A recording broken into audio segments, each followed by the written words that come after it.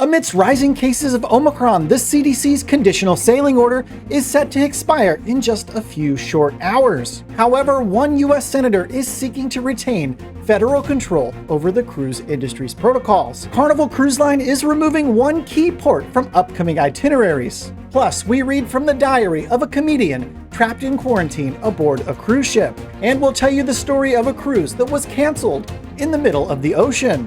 All this coming up on Midships.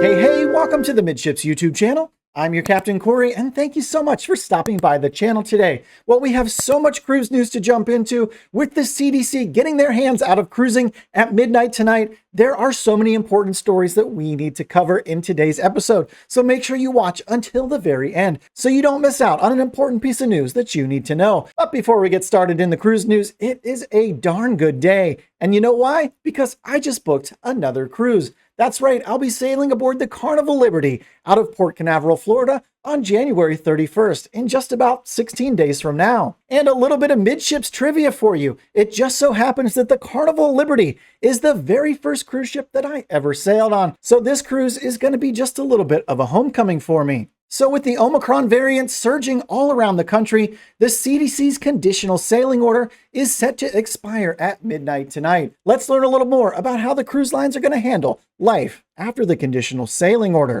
From Orlando Sentinel by Richard Tribou, amid Omicron spike, CDC safety rules become voluntary for cruise lines. The US CDC has held the cruise industry to special sailing orders to battle COVID since March of 2020. First, it was a no sailing order, which then shifted into a conditional sailing order and came with a long list of safety precautions. That order is set to expire on Saturday, shifting to a voluntary practice despite a surge in the Omicron variant. CDC Director Dr. Rochelle Walensky, in a Senate hearing Tuesday, indicated the CDC would not extend the order, saying the industry has stepped up and is now interested in exceeding the compliance with the original conditional sailing order. The CDC confirmed details of the voluntary program would be posted to its website when the CSO expires, and the cruise lines that opt in must agree to adhere to its recommendations and guidance, with the CDC continuing to monitor onboard COVID cases. But hang on just a second, because one U.S. senator is now criticizing the cruise industry, saying he wants the CSO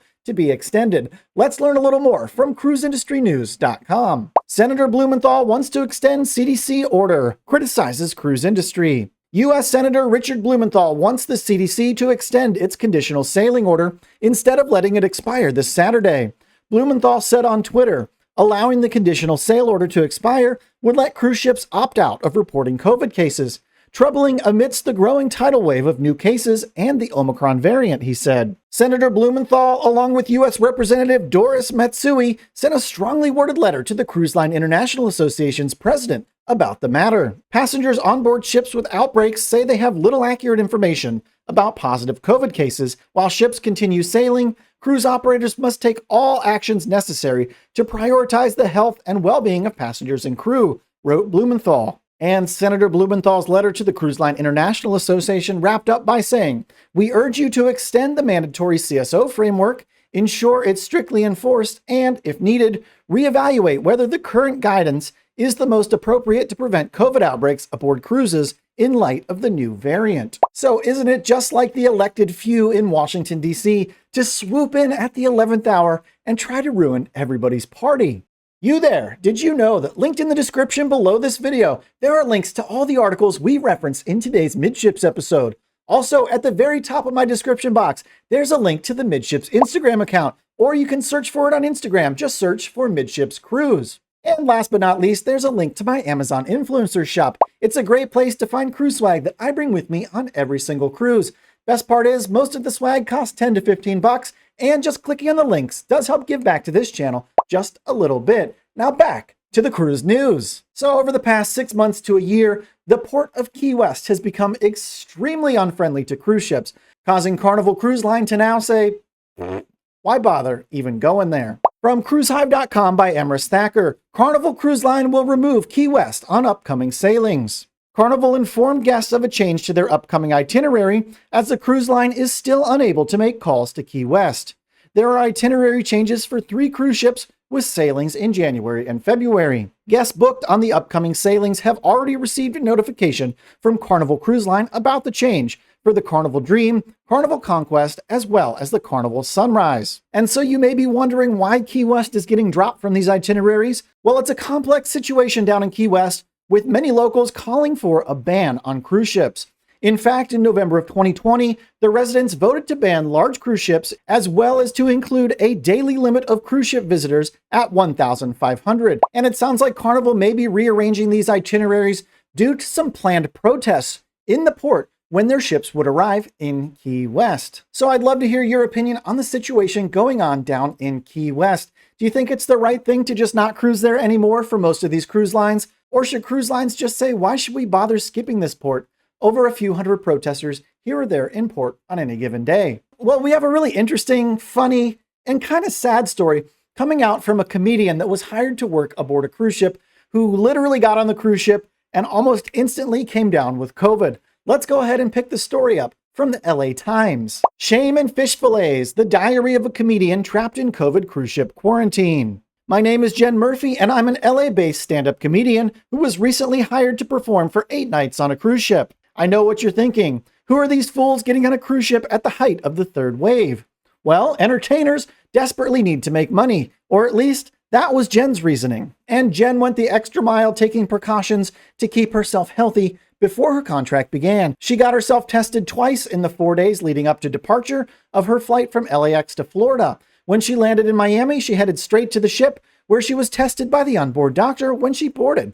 Once again, she was in the clear with a negative test result. The first night of the cruise, the comedian was not scheduled to perform, so with her mask securely in place, she wandered the ship and went to check out the other performers with who she'd be spending her time at sea. After a fun evening, she headed to her cabin. She was really tired, but chalked it up to the fact she took the red eye. A few hours after falling asleep, she woke up with a headache and a throat that was drier than a 2020 prom dress. She stayed up most of the night drinking water and counting down how many hours she'd have to recover from this random illness before her first performance later that night.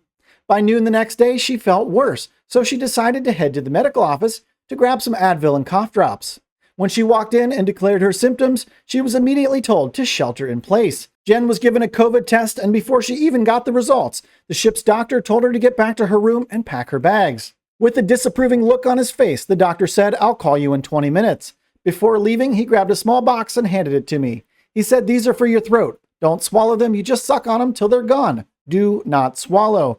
They're not going to cure it, but they'll temporarily make your throat feel better."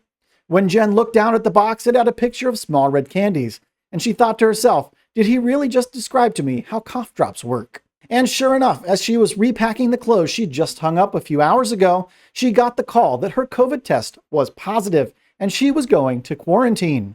It felt like she was going to jail for a crime she didn't commit. She said, "I was in the wrong place at the wrong time. Guilty by association." 2 hours later, there was a knock on her door. She opened it to find 3 crew members. The first, a woman in full medical scrubs and face shield, whom she quickly found out would be her escort to quarantine. Behind her were 2 gentlemen whose job it was to spray my body and suitcase down with an apparatus that looked like it came from an outdoor garden. The author goes on to say she was hurriedly escorted to the very bottom level of the ship and put into a tiny indoor room for her quarantine. She says, "Reality hit me. I'm alone in the basement of a ship in a room with no windows for the next 8 days.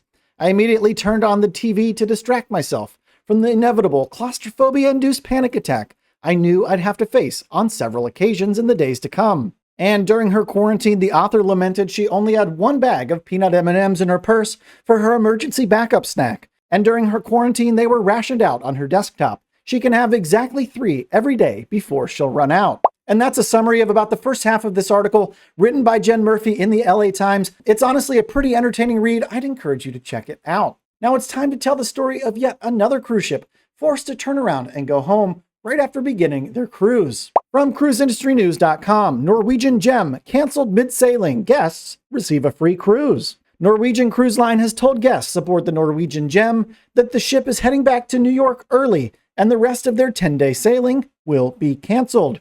The good news for guests, however, is that they're receiving a full refund, plus a $100 onboard credit per stateroom and a future cruise credit. The ship overnighted in St. Martin on Thursday and will head back to New York shortly. And in case you're curious about what it looks like When they up and cancel your cruise that you're currently on, here's a screenshot of the letter that was handed out to all the guests on board the Norwegian Gem. Go ahead and pause the video now if you'd like to give it a read. Well, I want to remind you that we here at the Midships channel have a goal of reaching 10,000 subscribers by the middle of March. So go ahead, do us a favor, help us reach the goal by hitting the subscribe button now before you click off the video. If you made it this far into today's episode, why haven't you left a thumbs up yet? Thanks so much for stopping by the channel today, and until tomorrow, we'll see ya on the Midships.